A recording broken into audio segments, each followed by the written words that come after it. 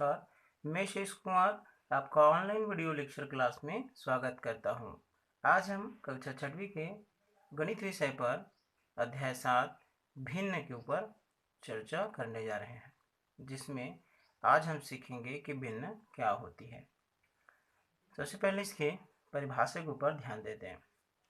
जब किसी संपूर्ण वस्तु को दो या दो से अधिक भागों में बांटा जाता है तो प्रत्येक भाग जो प्राप्त प्रत्येक भाग को भिन्न कहते हैं। उदाहरण से हम इसको समझने की कोशिश करते हैं कि ये एक वस्तु है, मान के चलें एक रोटी है, ये एक रोटी है।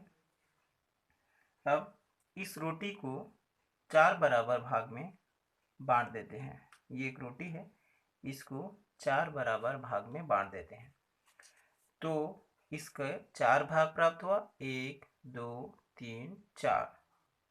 इस 4 भाग में इस भाग को अगर हम दर्शाना चाहते हैं तो इसको हम कहेंगे 1/4। अगर इसको भी अगर दिखाना चाहते हैं इस अकेले को, तो ये भी 1/4 है, ये हिस्सा भी 1/4 है, ये हिस्सा भी 1/4 है। तो एक रोटी को 4 भाग में हम बांटे हैं, उसमें से जो एक भाग है वह 1/4 कहलाता है।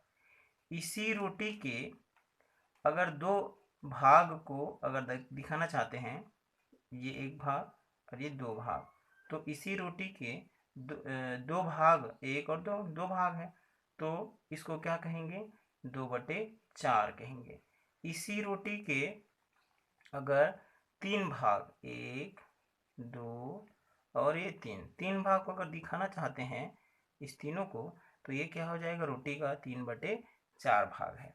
और इसी रोटी के संपूर्ण भाग को, मतलब एक पूरी रोटी को, मतलब चारों भाग को अगर हम दिखाना चाहते हैं तो ये क्या कहलाएगा, 4/4। 4/4 मतलब एक संपूर्ण एक रोटी।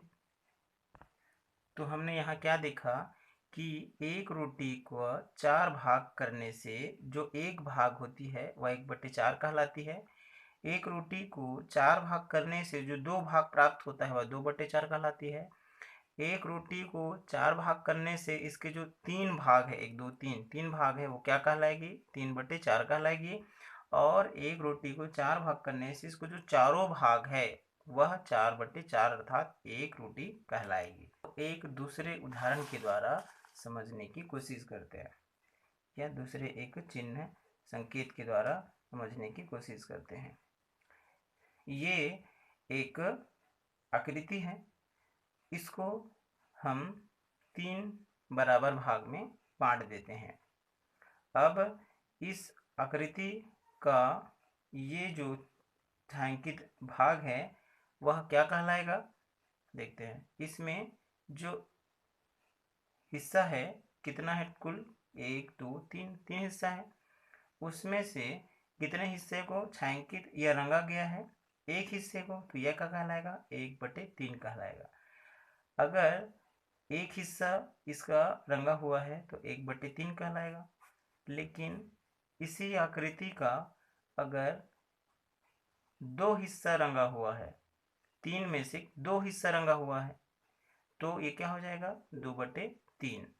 और इसी आकृति में से अगर तीनों हिस्सा रंगा हुआ है तो ये क्या कहलाएगा, 3/3। तो 3/3 अर्थात 1।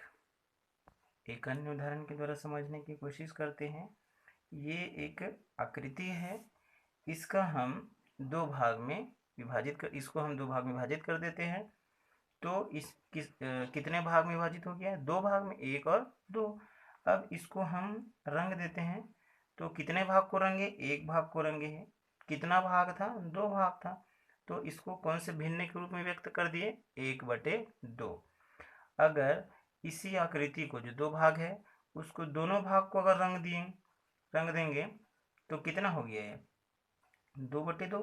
2 भाग था, दोनों भाग को रंग दिए तो क्या भिन्न हो गया, 2/2 अर्थात 1। तो इस प्रकार से हमने भिन्न के कुछ उदाहरण आकृति के द्वारा हम भिन्न की समझ विकसित करने में सक्षम हो रहे हैं। अब देखते हैं कि ये जो 2/3 लिखा है, 1/3 लिखा है, 3/3, 1/2 जो भिन्न लिखा है, जो भिन्न लिखा है उसको कहते क्या है। जो ऊपर में लिखा है उसको अंश कहते हैं और जो नीचे में लिखा है उसको हर कहते हैं। तो भिन्न बराबर अंश बटे हर होता है। ये जो बीच में जो चिन्ह रहता है, ये जो इसको कहते हैं बटा। जैसे एक भिन्न है 1/3, तो एक क्या है, अंश है क्योंकि ऊपर में है, और ये क्या चिन्ह है, बटा का चिन्ह है, और नीचे जो 3 लिखा है वो क्या है, हर है। तो इसको क्या पढ़ेंगे, 1/3। एक अंश है और जो नीचे में है वह 3 हर है।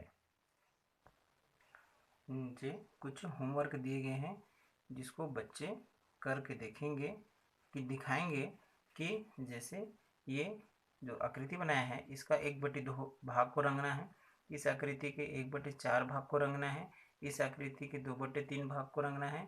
इस प्रकार से 6 आकृति दिया हुआ है, इसके 6 होमवर्क करके लाना है। अगले वीडियो लेक्चर क्लास में हम भिन्न के ऊपर आगे समझ विकसित करने की और कोशिश करेंगे। तब तक के लिए नमस्कार।